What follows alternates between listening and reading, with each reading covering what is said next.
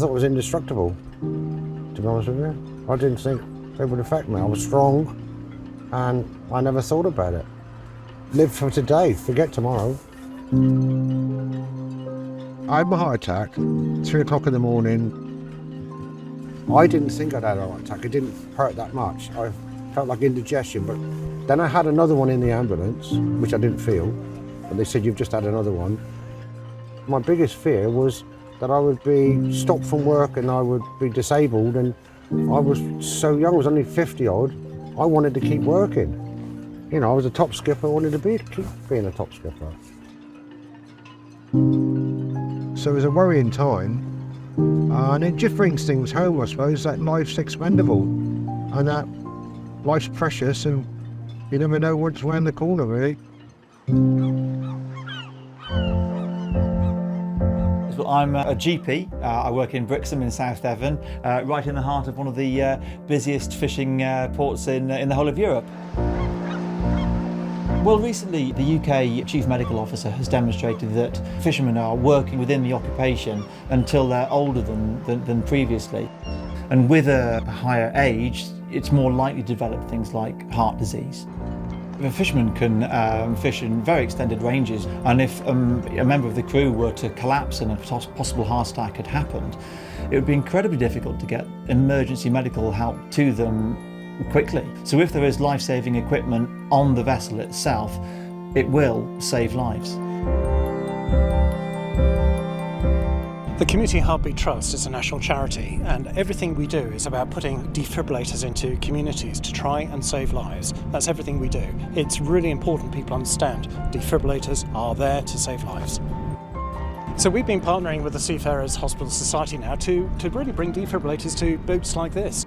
Some of our boats are fishing 100 miles from sea, so if they did have a heart attack or something happened, we'd have to wait for a helicopter, so it could be 2 hours before we're getting a paramedic come down. So having the defibs on board gives everyone that extra fighting chance. I think it's a good idea. I think it's, we need it as a last-ditch emergency, really. Yeah, and if you've got something there that can do the job and hopefully save somebody's life, it's ideal. These machines are incredibly simple to use. All you have to do is switch them on. If it tells you to give a shock, then you give a shock. If it tells you not to give a shock, you don't give a shock. You can't actually do anything wrong with a defibrillator. The only way you'd ever injure anybody with one of these is to hit them over the head with it. So it's incredibly safe to use. People should never be afraid of using a defibrillator. So a defibrillator is the key if a person has had a heart attack or is having a heart attack. It can both monitor their heart rhythm and it can identify if the heart needs to be restarted electrically, and it is life-saving. Thanks for the Seafarers Hospital Society for even coming up with it, and to supply it could save a life. One life is worth saving. That's the whole point. That's the whole point. Is we never had one on the boat, it just gives you minutes time. It could happen at any time. Mine happened at 3 o'clock in the morning and I didn't realise it. But there are things that we can do to help prevent these heart attacks from ever happening in the first place. Very simple measures like controlling your blood pressure, making sure you haven't got high blood pressure, eating a balanced diet to make sure that your cholesterol stays low, trying to take regular exercise, reducing or hopefully stopping smoking, and reducing alcohol.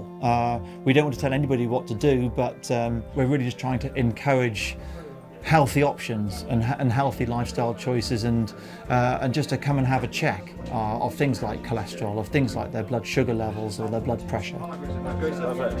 Right. Very good, yeah. Because a lot of us wouldn't just go to the doctors. Well, I don't. So, yeah, no, very good. And the sooner any health conditions are identified and treated, the sooner a fisherman will be able to get back out on the boats and back out to sea. I thought my working life was over at 53. Well, I had to change my lifestyle. I sort of cut down on the drinking.